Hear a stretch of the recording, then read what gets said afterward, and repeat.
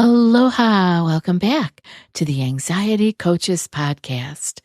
I'm your host and coach, Gina Ryan, and I'm so happy to be with you again today as we consider the many ways to bring your mind and body back to its natural peace and calm.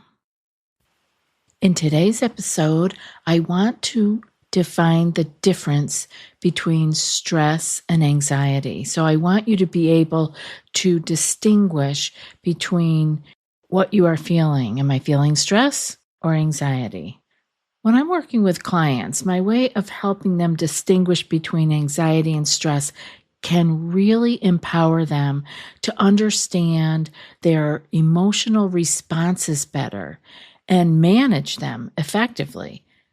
So I wanted to go over some of the key points and strategies that I go over in sessions with clients, depending on where they're at in their understanding of what's happening to them. But this is generally going to help you figure out, is this stress or anxiety? I know that we use the words interchangeably. Even here, it comes out stress or anxiety, panic, but they are different. And I wanted to just define stress and anxiety a little more clearly today. I'm hoping that will help you, maybe keep you from being so afraid.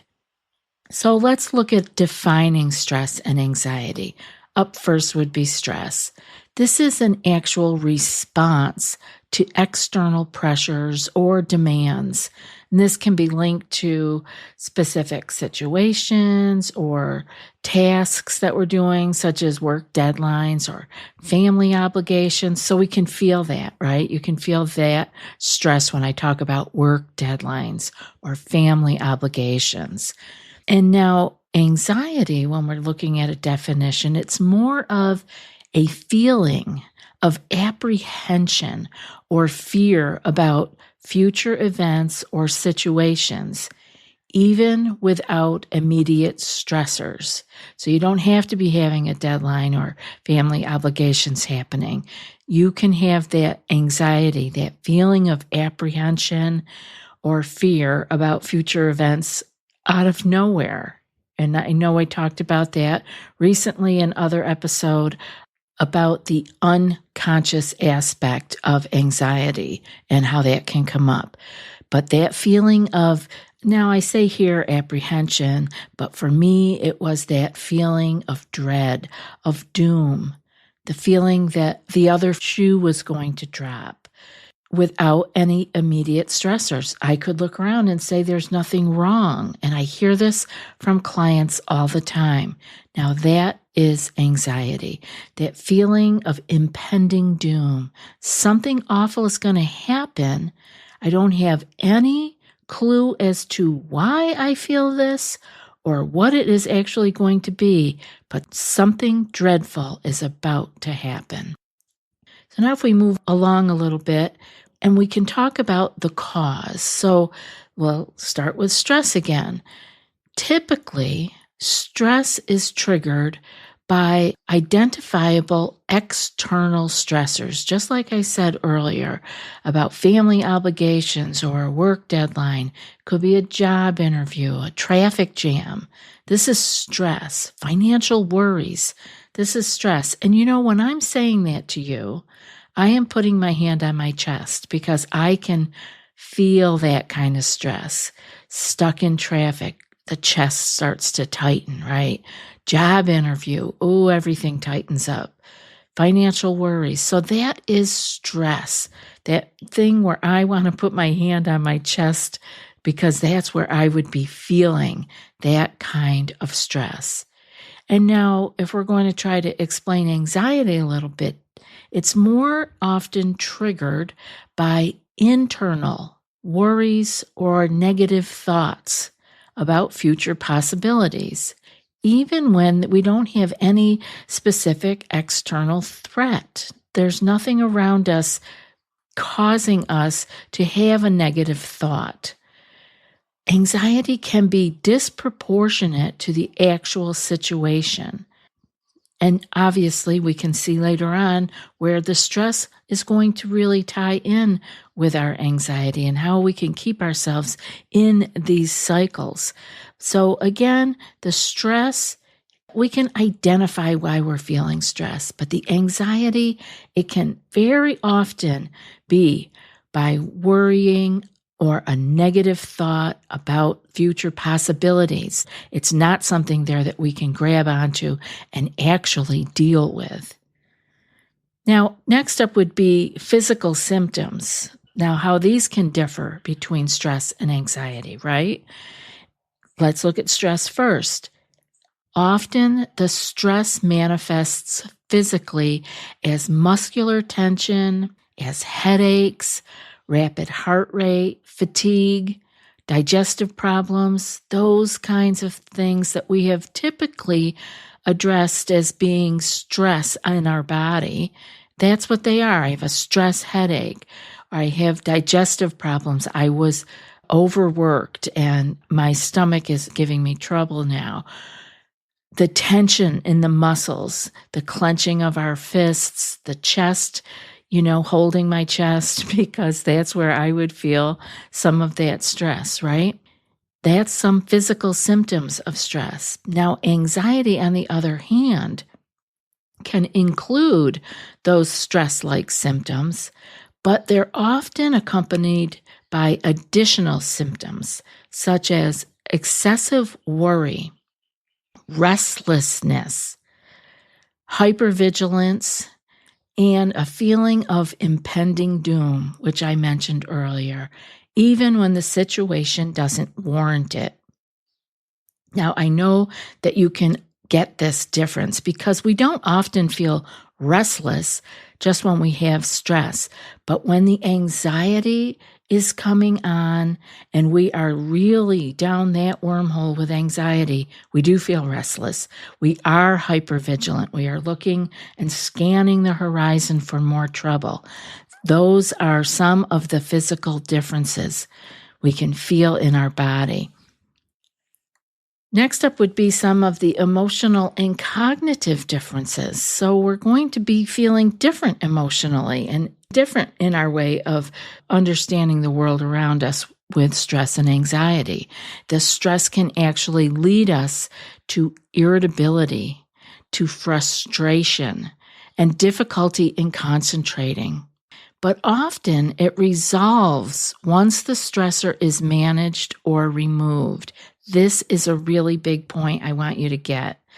When we are stressed, like when we are in traffic, that's a great one. We're in traffic, we're driving, we feel the stress of maybe it's really slow, it's bumper to bumper, we're not even anywhere close to our exit.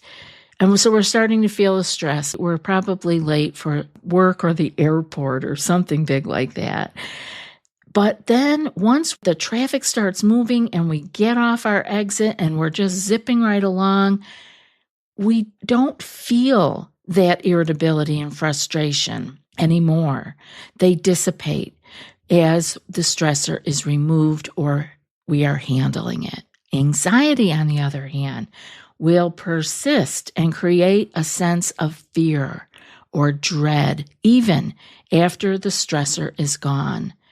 It can lead to things like obsessive thinking, catastrophizing, and irrational fears that linger long beyond the immediate stress. So I hope you're getting the gist of this, that stress really is like a wave. It comes and it goes, right? It's somewhat short-lived. It has a beginning, a middle, and an end, whereas the anxiety is this thing that seems to be lingering and hanging around and giving us additional ways of feeling uncomfortable, such as obsessive thinking and irrational fears.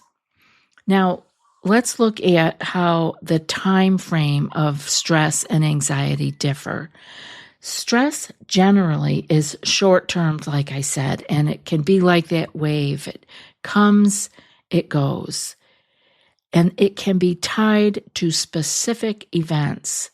It can become chronic if the external pressures that brought it on persist, right? Like that's something that we can check into.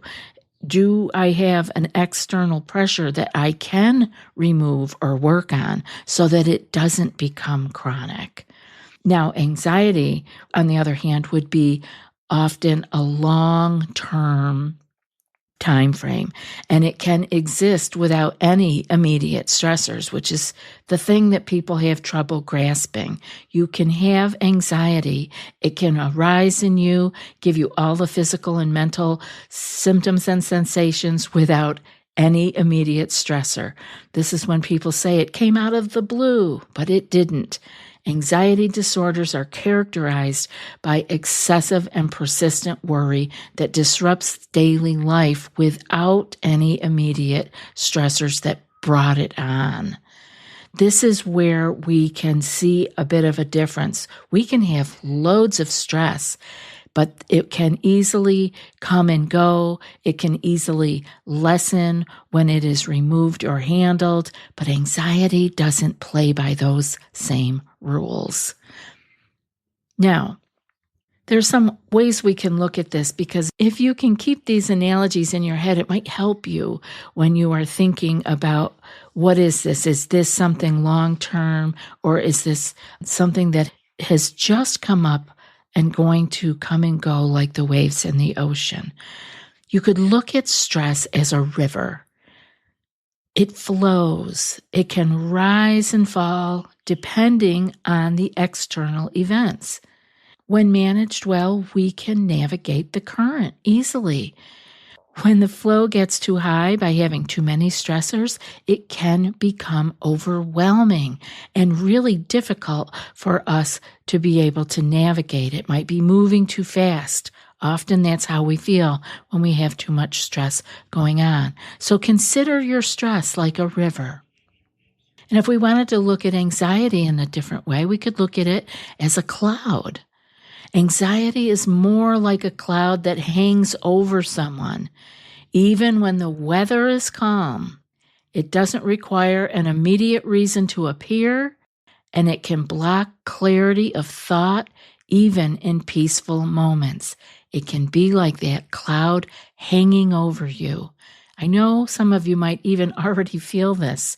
It's an analogy that people use all the time.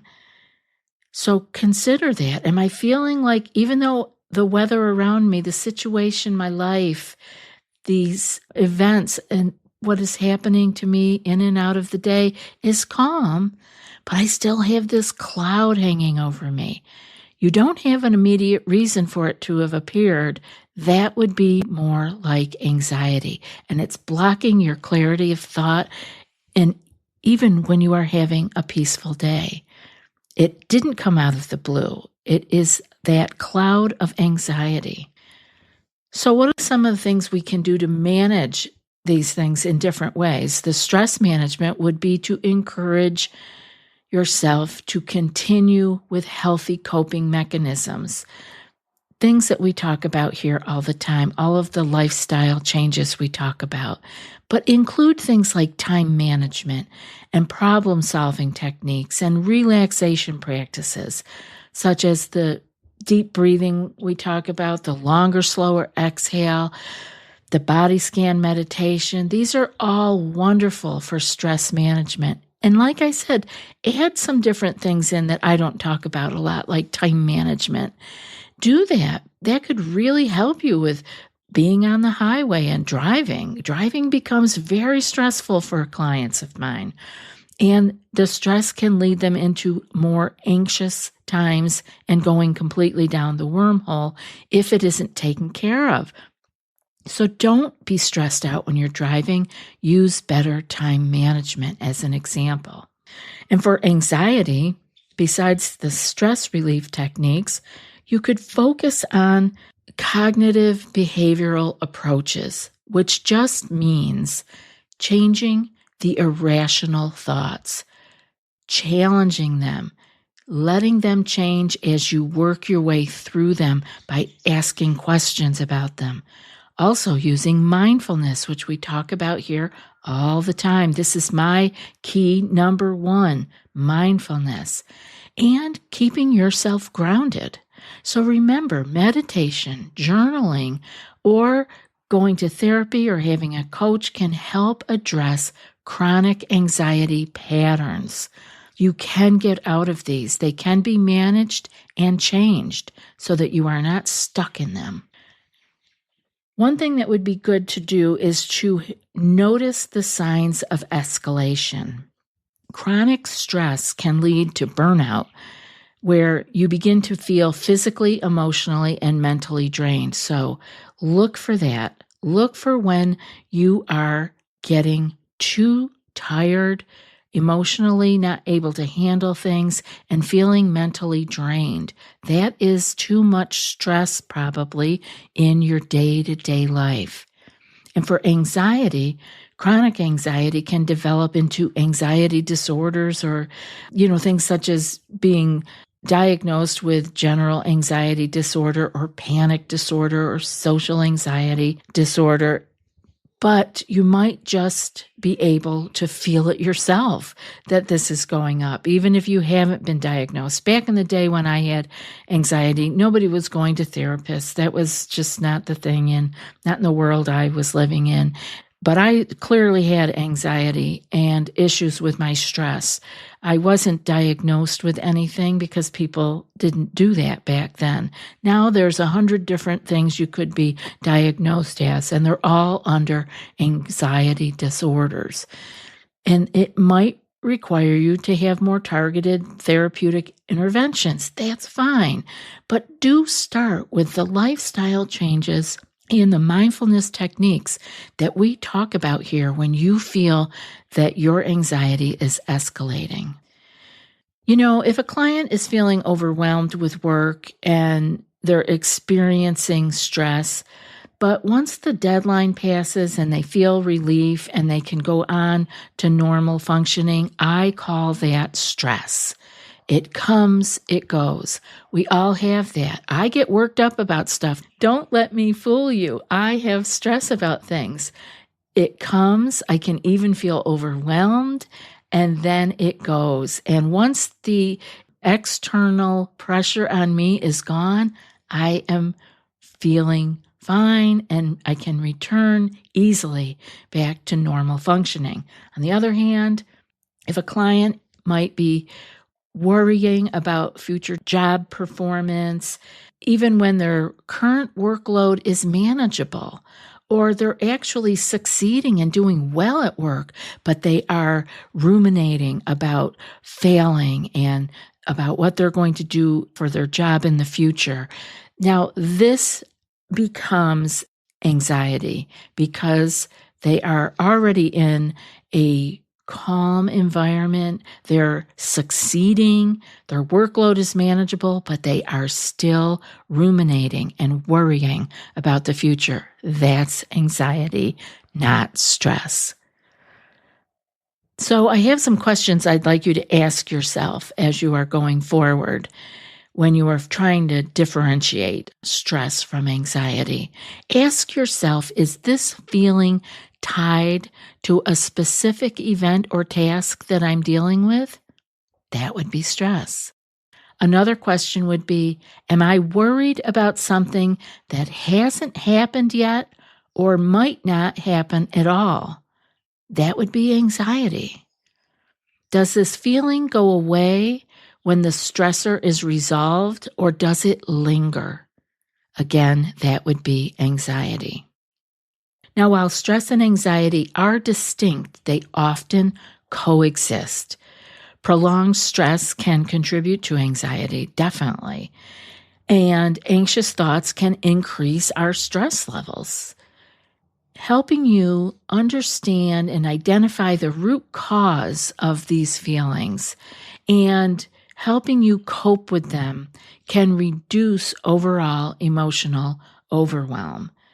I hope today's episode was helpful for you, or for you to be explaining stress and anxiety to someone else in your life so that they can understand what the difference between stress and anxiety might look like.